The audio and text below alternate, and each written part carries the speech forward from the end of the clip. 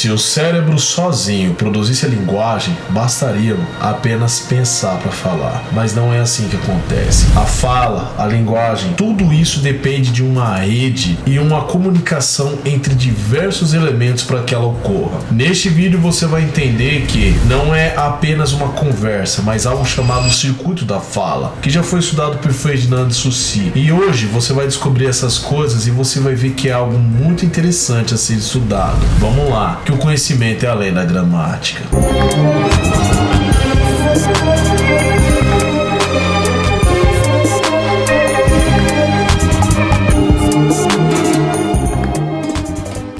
Salve, meus queridos! Bora lá! Circuito da fala é um tema fundamental a ser estudado para qualquer um que quer adentrar na área da linguística e foi muito bem abordado por Ferdinand de Saussure. O que você vai entender nesse vídeo? Como que isso funciona? E este vídeo vai ser dividido em 3 partes. E essas 3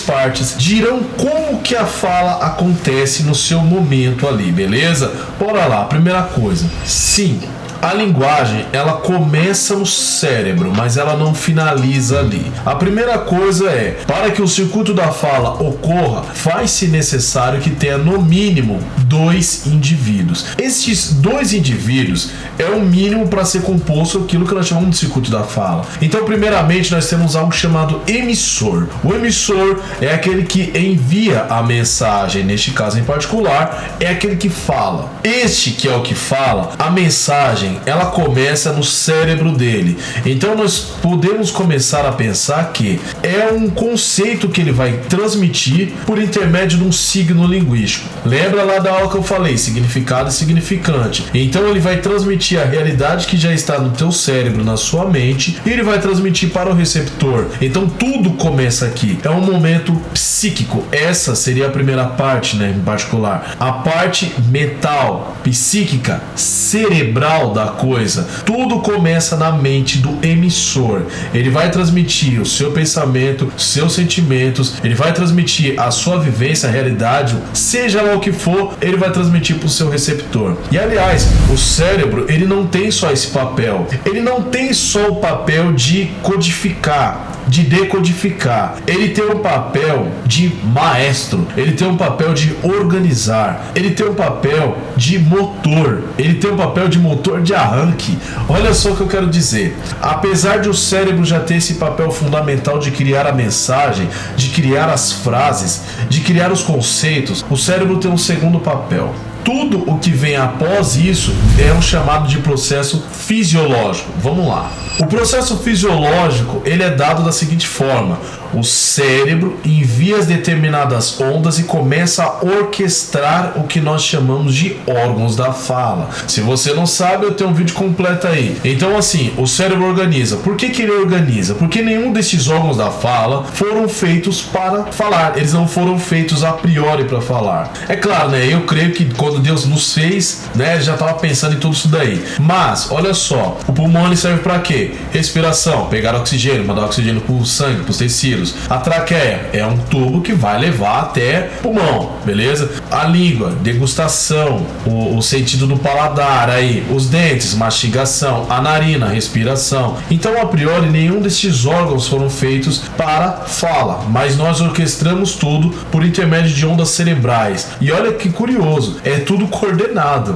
A gente sempre está na ordem de ar, vibração, articulação, ressonância. Veja só como é que é a coisa. Nós estamos falando do grupo da respiração. Primeiro, o cérebro envia isso daí para ele primeiro. Depois, a criação do som, a vibração sonora. Depois, a articulação sonora. E juntamente disso, a ressonância. Nós não invertemos a ordem. Nós já acostumamos a fazer isso. É um processo muito mais complexo se nós pararmos para pensar. Acaba por aí? Claro que não. Quando a gente pensa que os órgãos da fala, eles fazem parte do processo fisiológico, aí chegou a hora de nós falarmos do canal de comunicação, que é o ar, né? O ar, né?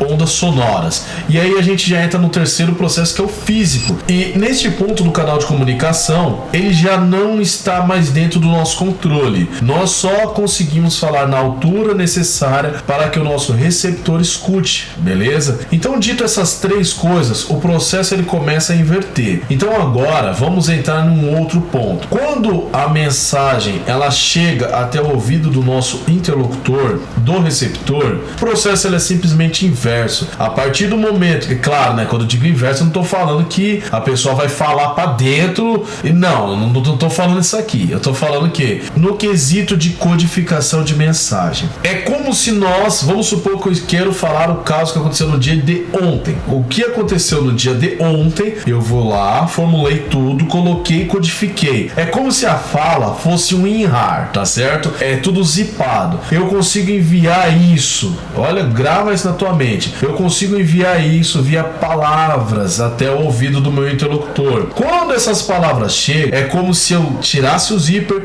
e todo aquele conceito ele abrisse na minha mente, ou seja, na mente do receptor. E aí tudo aquilo que eu falei via código, via palavras, começa a criar imagens, começa a criar essa realidade na mente dele. E esse processo ele é curioso. Por quê? Não sei. Ele é o inverso da ordem dada. Quando o emissor fala, é o conceito e a imagem acústica. Quando o receptor escuta, é a imagem acústica e depois o conceito. Em outras palavras, vamos dizer que eu queira falar dessa carteira, tá certo? Isso daqui na minha mente ela é um conceito, tá? Olha bem. E nós colocamos o nome neste objeto de carteira. E aí, este nome carteira é uma imagem acústica, tá? E essa imagem acústica é básica, vamos colocar assim que é o nome da coisa para ficar mais fácil, tá certo? Então, no processo de quem fala, primeiro é o conceito e depois a imagem acústica. Aí eu falo, aí vai a imagem acústica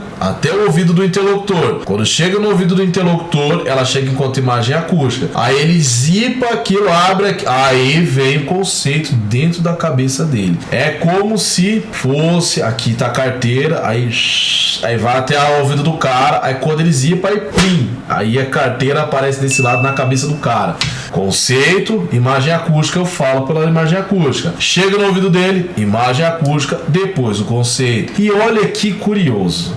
Quando nós pensamos nisso, a fala mais uma vez se mostra ser algo individual. Por quê? Não sei. Também não sabe. Ele não sabe de nada. Cara, olha bem o que eu tô querendo dizer pra você. Todas as escolhas de palavras que eu fiz, por mais neutra que eu tentei que fosse feita, eu tentei fazer de modo que qualquer um que estivesse me escutando entendesse o que eu estou dizendo. Agora, as experiências que eu já tive na vida pode fazer com que eu fale de modo diferente e não necessariamente o que eu estou querendo dizer é aquilo que você vai entender. Veja bem, olha só, se o conceito que eu estou dizendo por intermédio de uma imagem acústica, ou seja, se uma palavra que eu estou dizendo para você significa uma coisa diferente para mim, a gente já tem um problema de comunicação, meu nobre. Podemos pensar em diversos tipos de coisas. Eu vou pegar um exemplo aqui. Uma vez, né, eu morei um tempo no Mato Grosso do Sul, e aí eu tava conversando com um camarada meu, ele falou assim, e